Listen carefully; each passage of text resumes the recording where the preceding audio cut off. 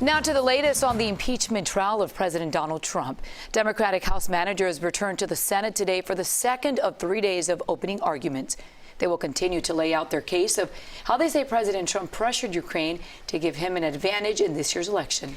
And like the opening day's marathon session, senators are finding it difficult to stay in their seats. CBS 4's Katherine Johnson reports from Capitol Hill.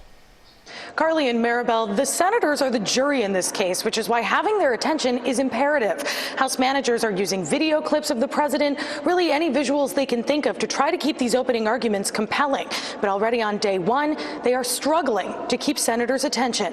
To note that the facts before us are not in dispute. House managers began the first day of opening arguments, laying out why President Trump should be removed from office. In a perfect call, the president would not solicit foreign interference in the 2020 election. The quid pro quo scheme was taking shape. Republicans say they heard nothing new. The longer they talk at this point, the weaker the case is getting. At one point, House Manager Jason Crow acknowledged some waning interest. And Mr. Chief Justice, I do see a lot of members moving and taking a break. We would like to take a break at this time. We are acting as if a jury, and it is somewhat disconcerting to have folks absent for long periods of time. While the House impeachment investigation was in the news for months, some members of Congress believe this may be the first time their Senate colleagues are hearing this information. The truth is going to come out. Democrats continue to make their case that new witnesses, like former National Security Advisor John Bolton, should testify. You and the American people should know who else was involved in this scheme. But they rejected the idea that Joe Biden's son Hunter should testify too. I think that's off the table.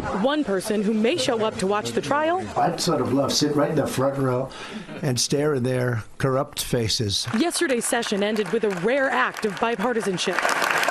A standing ovation for a group of students who work in the Senate. Today is their last day. The Senate adjourned just before 9:30 last night, which leaves about 16 more hours for House managers to wrap up their opening arguments. Representative Adam Schiff said now that he's laid out the case, today he will be focusing on the law and the Constitution. On Capitol Hill, Katherine Johnson, CBS 4 This Morning.